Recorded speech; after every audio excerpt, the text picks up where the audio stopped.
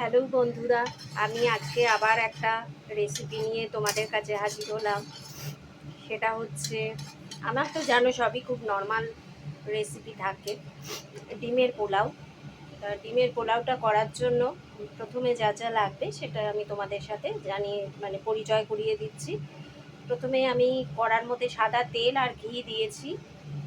আর এখানে হচ্ছে বাসমতি চাল আমি আধ ঘন্টা ভিজিয়ে জল থেকে তুলে রেখেছি। এখানে ডিম ছাড়িয়ে রেখেছি, আলু ডুমো ডুমো করে কেটে রাখা আছে, পেঁয়াজ রয়েছে, এখানে আছে জিরে, ধনে আর লঙ্কা গুঁড়ো বাটা আর কি, এখানে টমেটো আর আদা বাটা, রসুন বাটা, আর ফোড়নের জন্য রয়েছে তেজপাতা, ছোটো এলাচ, দারচিনি, লবঙ্গ আর সাদা জিরে। এই দিয়ে একদম ঘরোয়া পদ্ধতিতে ডিমের পোলাওটা রান্না করে দেখাচ্ছি আমি তোমাদের।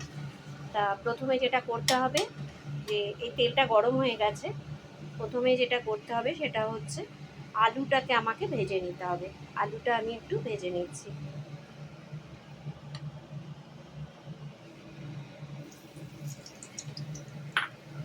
আলুর মধ্যে অল্প হলুদ দিয়েই রেখেছিলাম, কারণ এতে আমি আর হলুদ দেব না। এইটাই, যে এই আলু ভাজার সময় যেটুকু হলুদ, সেটুকু হলুদই থাকবে।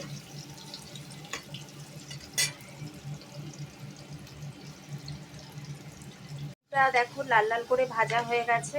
এবারে আমি আলুটা তুলে ডিমটা ভাজবো।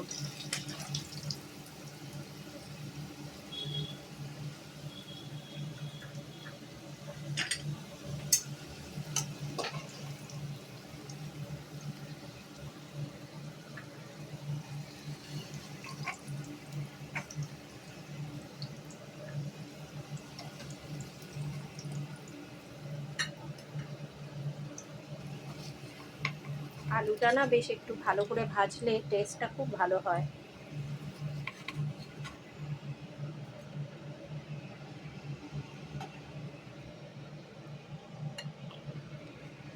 এবারে আমি ডিমগুলো ছেড়ে দিলাম।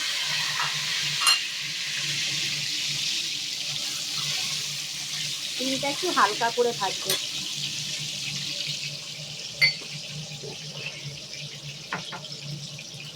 ডিম ভাজার সময় আমি অল্প নুন দিয়ে দিলাম, খুব সামান্য নুন দিলাম।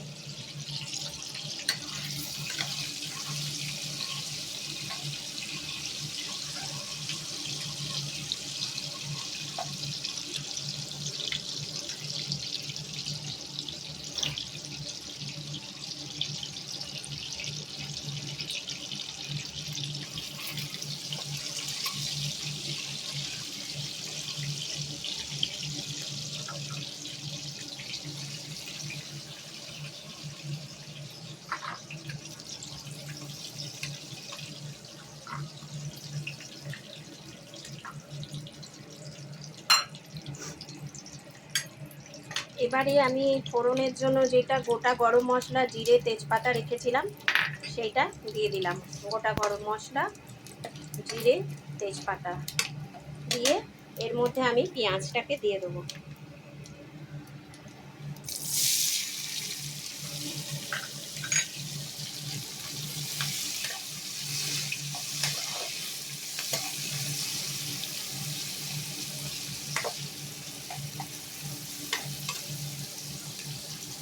পেঁয়াজটা ভাজা হোক। সরি বন্ধুরা, আমার বাড়িতে দইটা ছিল না বলে, দইটা এখন এসে গেছে, আমি তখন ইনগ্রেডিয়েন্টস দেখানোর সময় দেখাতে পারিনি। দই, চিনি, ঘি, গরম মশলা আর নুন, এগুলো সবগুলোই লাগছে, ঠিক আছে? তখন আমি দেখাতে পারিনি, ওই জন্য। তা পেঁয়াজটা দেখো ভাজা ভাজা হয়ে এসেছে। এবারে আমি টমেটোটা দিয়ে দেবো।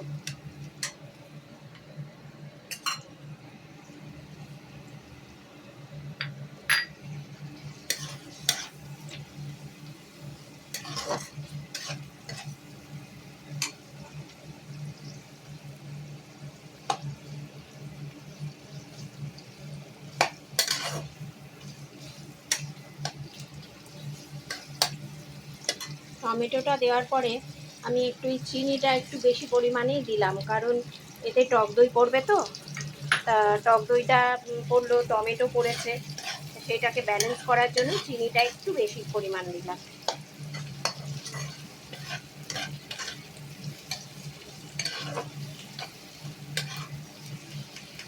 আর এবারে যেটা দেব সেটা হচ্ছে আমি পুরো নুনটা দিয়ে দেব, পুরো ভাতটা কভার করবে এইভাবে নুনটা দিতে হবে আমাকে আন্দাজ করে, পরে না নুনটা মেশাতে খুব অসুবিধা হয়।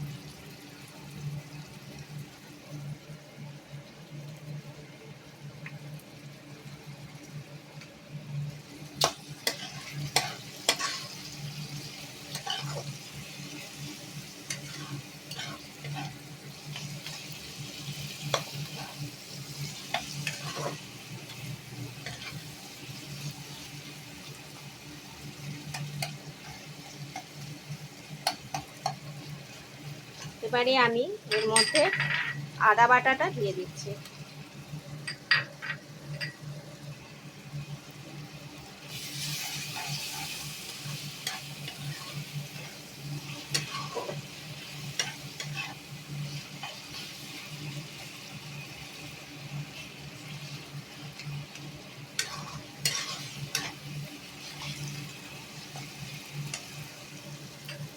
এবারে দিচ্ছি রসুন বাটা।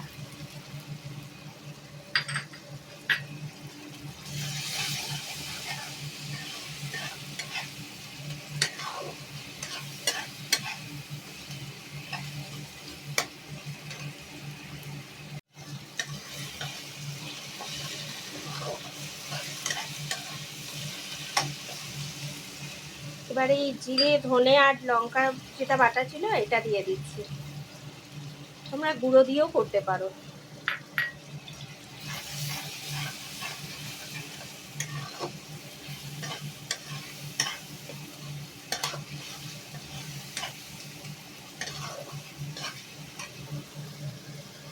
এবারে এই 3টে কাঁচা লঙ্কা দিয়ে দিলাম।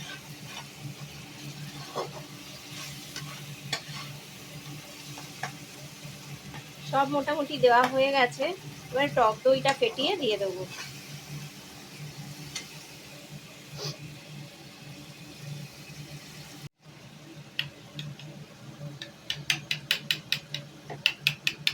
খুব ভালো করে ফেটিয়ে নিয়ে দিতে হবে টক দইটা।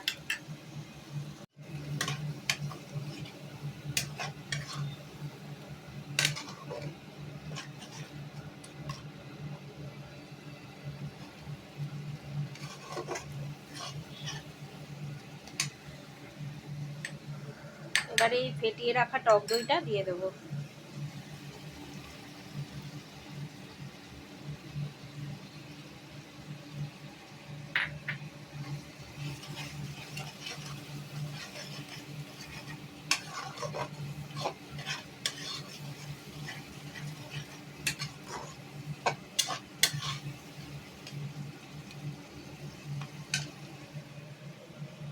এবারে আলু ভাজাগুলো দিয়ে দেবো।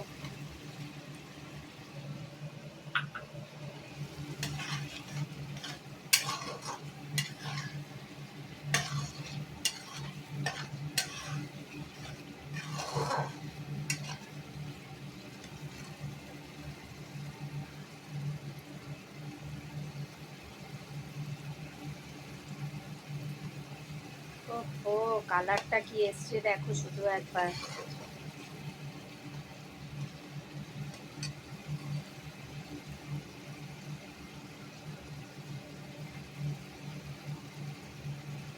দেখো সব ভালো করে কষানো হয়ে গেছে। এবারে যে আমি 8 ঘন্টা আগে যে চালটা ধুয়ে ভিজিয়ে রেখেছিলাম বাসমতি চালটা, সেই চালটা দিয়ে দিচ্ছি। তোমরা এটা যে কোনো চাল দিয়ে করতে পারো, গোবিন্দভোগ চাল কিংবা ঘরে থাকা যে সেদ্ধ চাল থাকে সেই চাল দিয়ে তোমরা করতে পারো।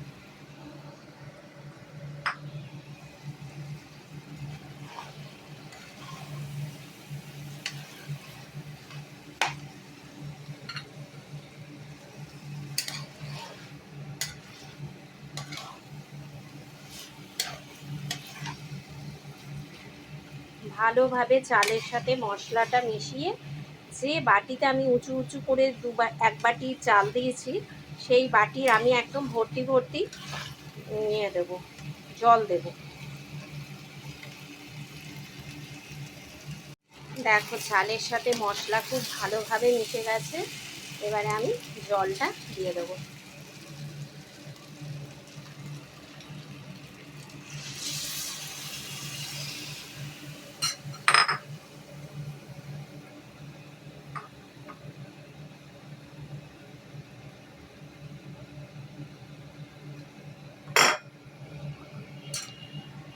এক বাটি দিয়েছিলাম আর এই যে এক বাটি দিলাম, 2 বাটি জল দিলাম। 1 বাটি চালের জন্য 2 বাটি জল। তবে জলটা এক একটা চাল একটু এক এক রকমের হয়, তো জলটা তোমরা নিজেরা আন্দাজ করে দিও।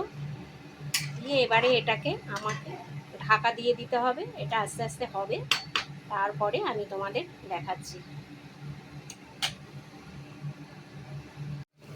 দেখো এবারে এতক্ষণে জলটা শুকিয়ে গেছে, ঘি গরম মশলাটা দিয়ে দিলাম। এবার পুরো জলটা শুকিয়ে গেলে আমি বাটিতে সার্ভ করে তোমাদের দেখাচ্ছি, কারণ এখন বেশি নাড়াচাড়া করলে ভাতগুলো ভেঙে ভেঙে যাবে, তাই একদম রেডি করে তোমাদের দেখাচ্ছি। ডিমের পোলাওটা আমার কমপ্লিট হয়ে গেল, এই যে সার্ভ করে দিয়েছি। দেখো